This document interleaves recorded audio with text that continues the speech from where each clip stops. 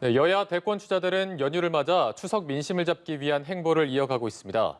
성남 대장동 개발 의혹을 둘러싼 여야 공방도 계속되고 있는데요. 네, 관련 내용 포함한 정치권 이슈들, 조기현 전 민주당 법률위원회 부위원장 그리고 정택은 시민을 위한 정책연구원 원장과 함께 알아보겠습니다.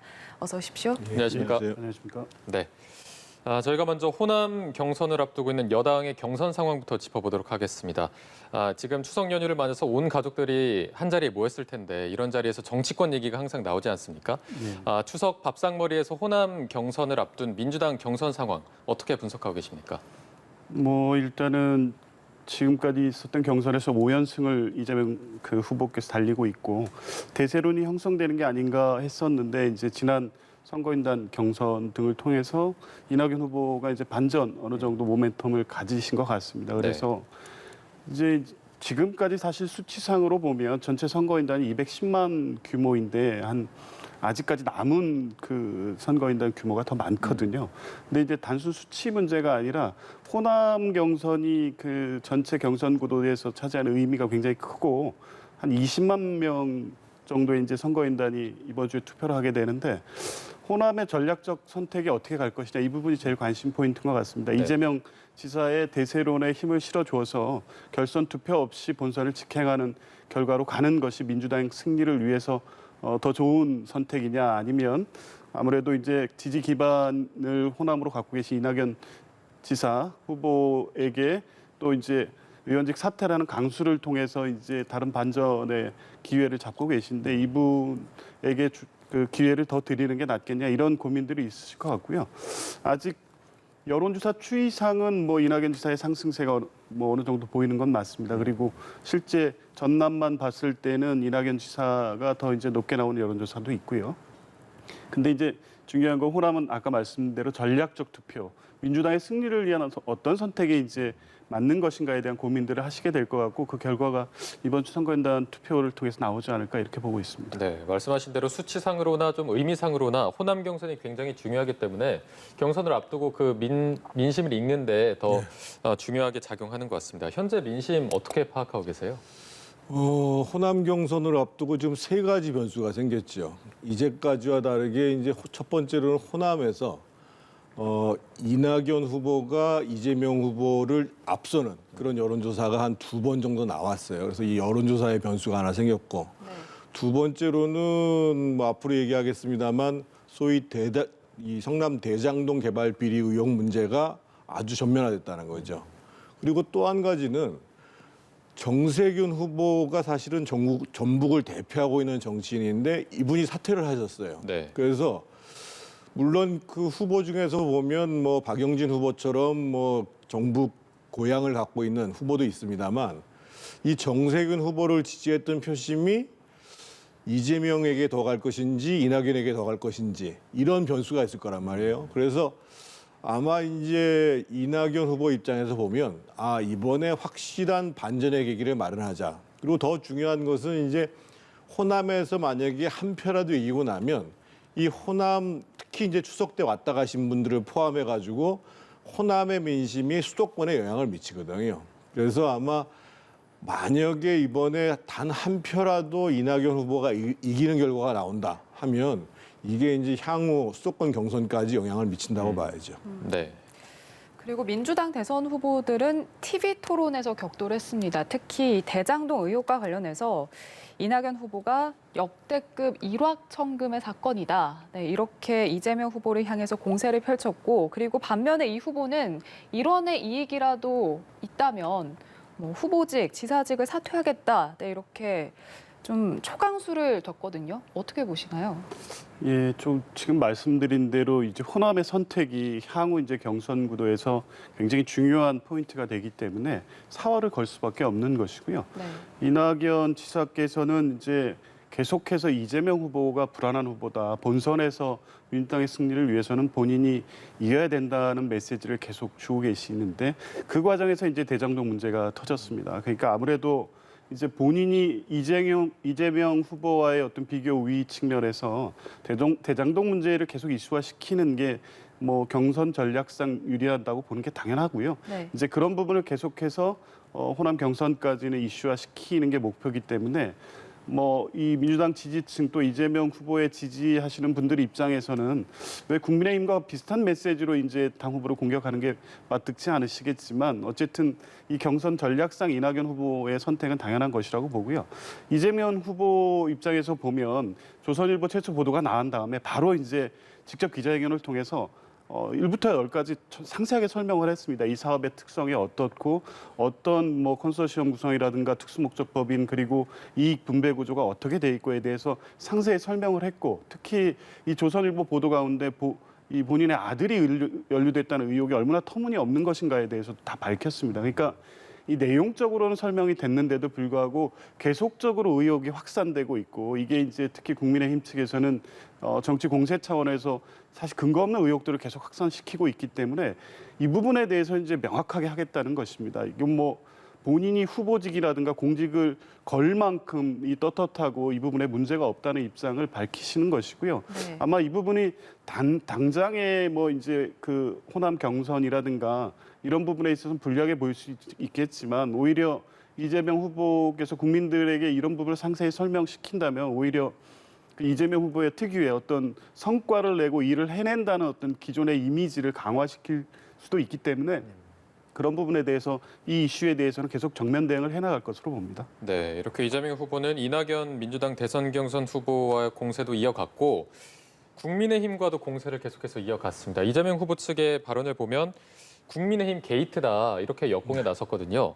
김기현 원내대표는 특검법까지 이제 발의하겠다 이렇게 서로 맞붙은 모양새인데 어떻게 판단하고 계십니까? 지금 이제 이재명 그 당시 성남시장이 돈을 먹었다 안 먹었다 이 차원의 문제를 얘기하는 것이 아니거든요. 그 당시에 이 사업들을 추진했던 분이 이재명 성남시장이었고 이 사업이 상식적이지 않다라는 것이 이제 국민적 의혹의 핵심인 거거든요. 무슨 얘기냐면 예를 들면 김부겸 국무총리께서 그분 행안부 장관을 지낸 분이셔가지고 지방자치단체 개발 사업을 잘 아시는 분이에요. 그분이 대정부 질의에 대한 답변을 하는데 이거 전혀 상식적이지 않다 이렇게 얘기를 해요. 그 상식적이지 않다는 내용 중에 이미 드러난 내용이 몇 가지가 있는데 첫 번째로는 예를 들면 그 화천대유를 포함해서 하나은행 컨소시엄이라는 사람들이 1조 5천억짜리를 수주하게 선정되는 과정에서 보면 이전에 있었던 것과 다르게 실제로 성남 도시개발공사에 있는 간부들이 들어가서 평가를 해요. 이런 평가는 존재하지 않거든요.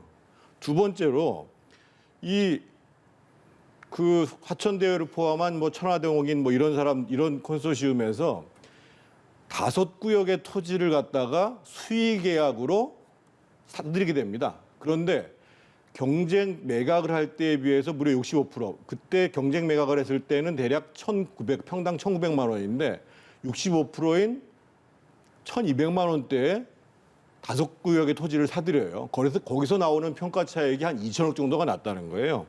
그리고 세 번째로 보면 실제로 이 사건과 관련돼 가지고 이 천화동인을 포함해 가지고 화천대유 이 사람들이 7%의 지분을 갖고 있는데 이 사람들이 얻은 총 수익은 4,045억이고 7천억의 이 프로젝트 파이낸싱을 하던 그 컨소시엄에 참여한 사람들이 받은 돈은 1,800억뿐이 안 돼요, 기본적으로.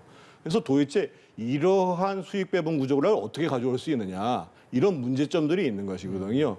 근데 더더군다나 이게 지난 4월 달 5개월 전이죠. FIU라고 그래가지고 금융정보분석원에서 이거 수상한 돈의 흐름이 있다 해가지고 경찰청에다가 자료를 넘겼어요. 그런데 이거를 경찰청에서 광역수사대도 아니라 용산서 경제팀에다 했다가 지금 문제가 되니까 지능팀으로 조금 확대하고 사실은 이 정도면은 특별수사팀을 구성해야 될 사건이거든요.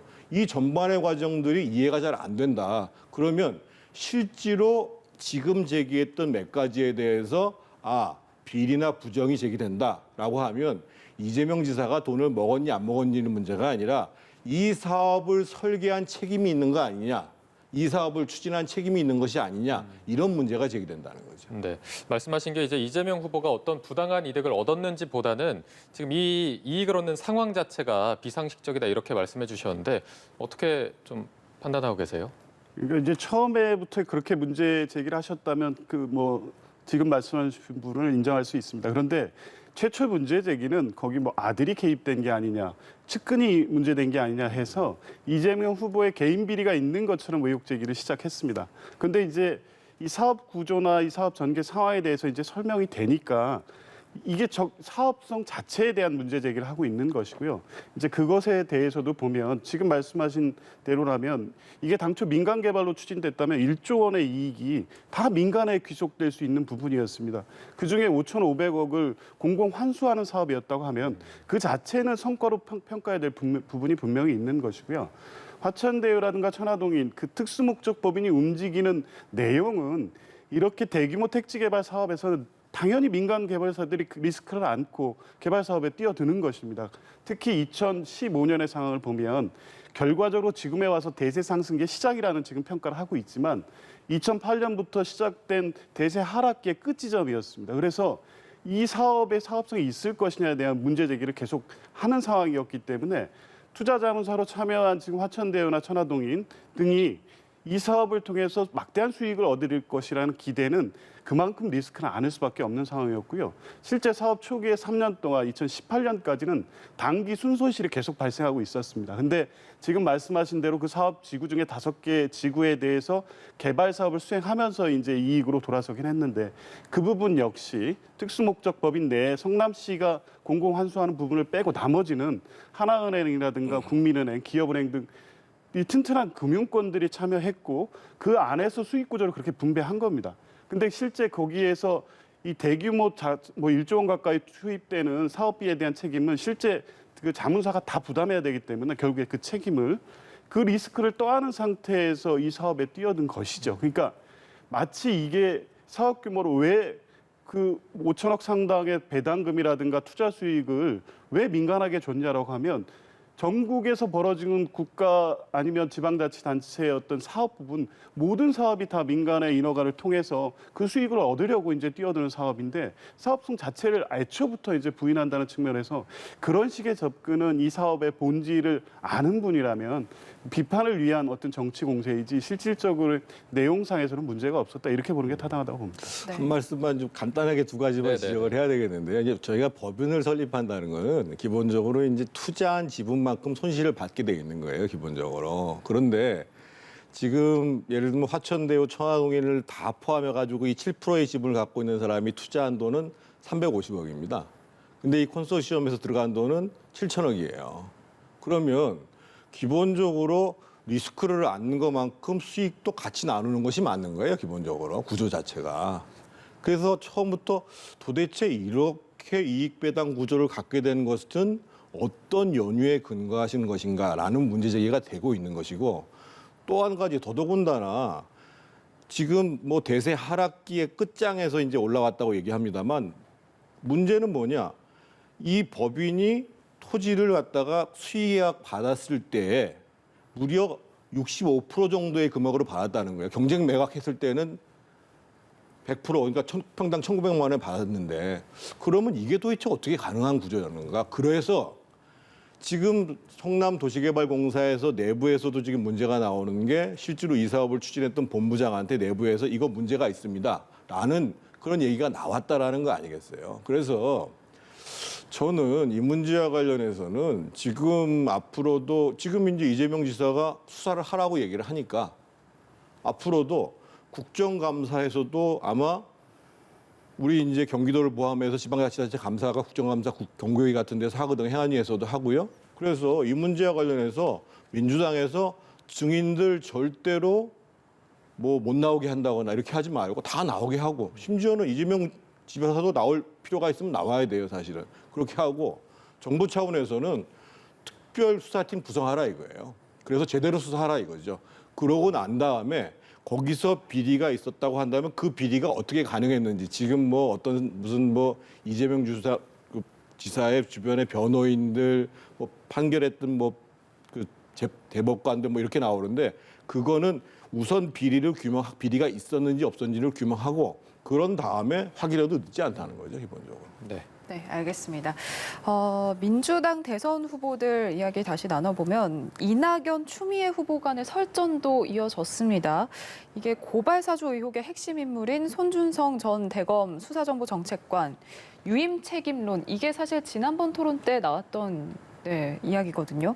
불거졌던 내용인데 유임 책임론이 다시 나오면서 이 두 후보 간의 언성이 높아지기도 했는데 이 두 후보의 설전은 어떻게 보셨나요? 뭐 이제 추미애 후보의 그 말씀 속에 그 답이 있는데요. 네. 이 경선에서 이제 본인이 2등 후보라면 이 얼마나 이때서 이 경선 국면이 흥행을 할 것이냐 이런 언급을 하시더라고요. 그러니까 3위 후보로 의미 있는 결과를 지난 경선에서 얻으셨고 이제 그 결과를 통해서 이제 아무래도 2위 후보와의 어떤 그 싸움을 하시기 위해서 이제 계속 공격적인 이슈를 이낙연 후보를 상대로 제기하시는 과정인데 네.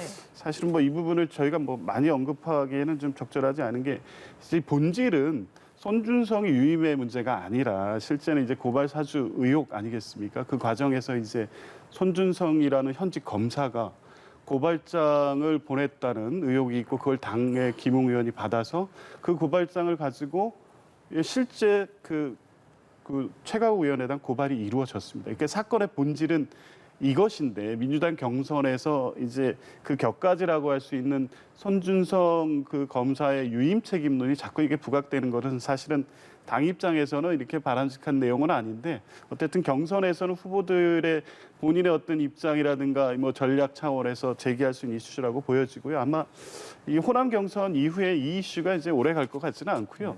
다시 이제 본론으로 돌아가서 이 고발 사주 의혹 사건의 실체를 규명하는데 뭐 민주당 후보 또 당 차원에서 계속 적극적인 노력을 할 것이고 후보들도 이제 그런 입장에서 같이 뭐 같은 입장이라든가 어떤 뭐 문제 제기를 하실 거로 봅니다. 네, 그러면 저희가 고발 사주 의혹과 관련해서 국민의힘 대선 경선 상황도 좀 보도록 하겠습니다.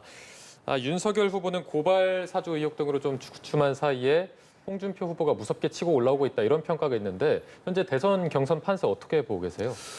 사실은 추석 연휴 직전 상황은 그거하고 조금 다른 상황이 몇 가지가 벌어졌죠. 그러니까 이제 고발 사주 관련해서는 소위 조성은 씨와 박지원 국정원장의 문제가 제기되면서 직접적으로 뭐 그 윤석열 총장의 무슨 지시나 관여 이런 문제들은 사실은 사람들한테 별로 언급이 되지 않은 속에서 결정적인 문제가 뭐였냐면 바로 지난 목요일 날 그 국민의힘 첫 번째 토론회가 있었는데 그때에 상승세를 보이고 있던 홍준표 후보가 이 조국 수사의 문제와 관련해 가지고 윤석열 후보가 검찰총장 시절에 잘못했다, 수사가 잘못됐다 이런 식으로 얘기를 한 거예요. 그래가지고 그 소위 이제 인터넷에 보면 조국수호하고 홍준표를 합쳐가지고 조국수홍. 네네. 그리고 뭐 심지어는 뭐야 홍 이런 식으로 해가지고 특히 20, 30대들을 중심으로 해서 굉장히 반감들이 컸고 왜냐하면 20, 30대들이 사실은 조국 사건과 관련해 가지고 엄청나게 이 분노와 좌절을 보였었거든요. 그래서 이 홍준표 후보가 전략적으로 민주당 표에 의존하려는 거 아니야? 이런 식의 이제 반감이 생겨버렸어요. 그래서 아마 이게 이제 20, 30대뿐만 아니라 소위 그 국민의힘 지지층 내에서도 상당히 영향을 미치는 상황 이렇게 됐고, 네. 그리고 이제 어저께죠. 어저께 이제 윤석열 후보는 사실은 그동안 별 득점을 사실 하는 건 없고 방어를 잘해온 상황이었는데 어저께 그 한 TV 프로에서 예능 프로에 나왔죠. 출연을 했죠. 네네. 근데 어제 시청률이 그 프로가 시작된 이후 두 번째로 많을 정도로 한 7.9% 정도가 나왔다고 네. 얘기를 해요. 네. 그러면서 이제 상당히 자신의 그 인간적인 모습들을 보여주고 그래서 추석 그 민심의 흐름과 관련해서는 윤석열 후보는 상당히 이제 이 득을 본 거고 반대로 이 홍준표 후보는 그 토론회에 있어서의 전략적 실수로 인해 가지고 상당한 타격을 보고 있는 양상이고 그래서 아마 그것이 이제 추석 끝나고 나면은 아마 이제 이번 목요일부터 다시 이제 그 여론조사 결과가 나올 텐데 그래서 조금은 홍준표 후보에게 지금 어려운 국면으로 가는 게 아닌가 네. 이런 모양새로 지금 나타나고 있습니다. 네. 네. 이런 야권 상황과 그리고 이 두 후보의 젊은 층 공략하기 행보 어떻게 평가하고 계신가요? 네, 뭐 저도 뭐 다는 못 봤고 어제 이제 연예 프로에 나온 윤석열 후보 모습 봤는데요. 네. 대선 때 아마 이제 이런 연예 프로를 통해서 본인의 인간적 면모를 보여주고 이런 측면에서는 뭐 꽤 성공적이었다고 봅니다. 물론 다음 주에 이제 이재명 후보 또 이낙연 후보도 같은 프로그램에 이제 출연하기로 예정돼 있고 네. 이제 그런 면에서 보면 이제 어쨌든 이 선거 전략 차원에서는 뭐 젊은층 또 이분들이 갖고 있는 고정적 이미지 있지 않습니까? 굉장히 뭐 평생 검사의 이미지, 강직하고 뭐 이런 이미지를 완충해서 인간적인 측면 그리고 공감할 수 있는 어떤 정치인이란 부분을 보여주는 데는 성공을 하셨다고 보는데 뭐 한 가지 이렇게 보면 이제 어제 이제 프로그램의 구체적인 내용을 보면 이제 노무현 그 전 대통령에 대한 그 말씀을 언급하고 또 노래도 하시고 이렇더라고요. 그러니까 그 이후에 이제 어떤 이 부분에 대해서 일관된 메시지가 있으셨으면 좋겠는데 노무현 대통령이 결국에 이제 그런 게 이제 돌아가시게 된 데 있어서는 핵심적으로 검찰의 과잉 수사가 있었던 거 아니겠습니까? 그 검찰 조직에 몸담았던 게 윤석열 총장이시고 검찰의 자부심이 가장 높으신 분입니다. 그리고 이제 민주당 지지층들 하시는 분들 입장에서 보면 그 이후에 이어진 현 정권과의 대립이라든가 정권에 대한 수사에서도 그와 다르지 않은 모습이었다. 그래서 검찰의 본질이 바뀌지 않은 상태에서 인간 노무현을 추모하고 뭐 그분에 대해서 어떤 뭐 연민을 갖고 있고 뭐 이거는 그 자체로 존중하겠습니다. 그런데 어쨌든 대선 후보로서의 윤석열 총장은 검사 시절에 갖고 있었던 본인의 신념 그리고 지금 문제되고 있는 고발 사주 의혹이라든가 장모 대응 문건 사건이라든가 검찰 조직을 사유했다는 여러 가지 문제점들이 지금 드러나고 있습니다. 그래서 그 인간적인 어떤 모습을 보여주는 가운데에서도 적어도 이 검찰에 갖고 있었던 본인의 문제, 검찰의 수장으로서 갖고 있었던 이런 문제에 대해서는 일관되고 명확한 입장을 지금 의문을 갖고 있는 부분들에 대해서는 풀어주셔야 된다고 봅니다. 네. 그 문제와 관련해서 제가 한 말씀 드려야 되겠는데 네네네. 제가 무슨 뭐 윤석열 후보를 대변하는 건 아니고 저도 이제 그 장면을 봤는데 네. 윤석열 후보하고 노무현 대통령하고 악연이 하나 있어요. 그게 뭐냐면 윤석열 검사 시절에 실제로 그 노무현 대통령의 딸 노정현 씨를 수사를 해서 그래서 기소가 됐죠. 그래서 이제 그 집행유예로 판결을 받았어요. 그래서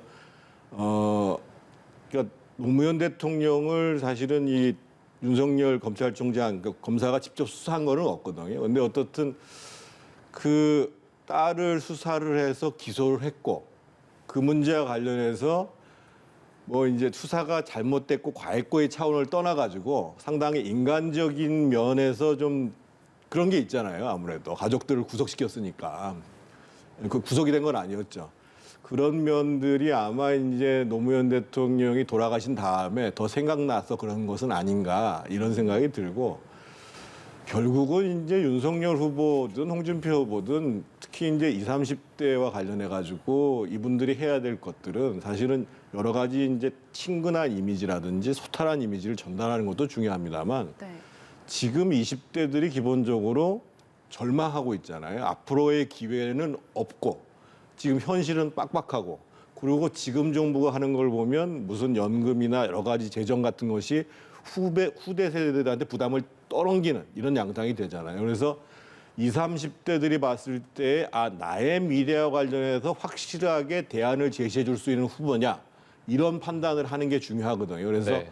둘 분 다 저는 뭐 야당 후보, 여당 후보도 마찬가지라고 봐요. 실질 정책적으로 요즘 젊은 사람들이 그렇게 녹록하지 않거든요. 그래서 정책적으로 당신들이 우리의 미래를 책임져 줄 수 있냐 그 정책을 한번 내봐라.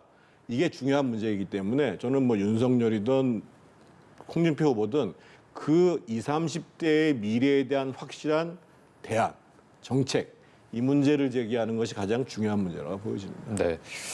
이런 행보들이 이제 추석 연휴 이후에 어떻게 나타날지 지켜봐야 될 것 같고요. 유승민 후보 얘기도 한번 해보도록 하겠습니다.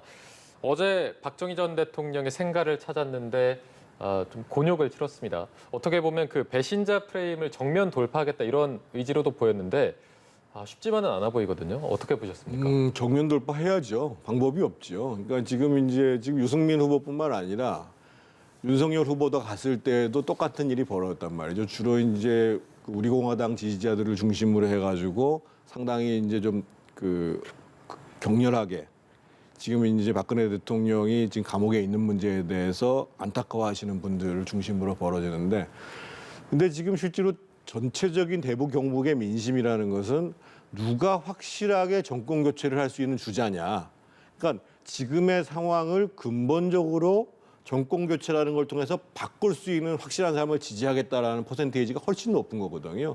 그래서 지금 아마 제가 보기에는 한두 번 더 겪을 거예요. 하지만 겪을 수밖에 없다라고 생각을 하고 윤석열 후보가 됐던 유승민 후보가 됐던 지난번에 실제로 지금 국민의힘의 당대표를 하고 있는 이준석 당대표 같은 경우에는 대구에서 연설을 하면서 정면 돌파를 하잖아요. 네. 그래서 저는 다소 어려움이 있음에도 불구하고 유승민 후보도 정면 돌파의 방향을 택할 수밖에 없다. 그리고 실질적으로 본인이 정권 교체에 있어서 더 적임자다.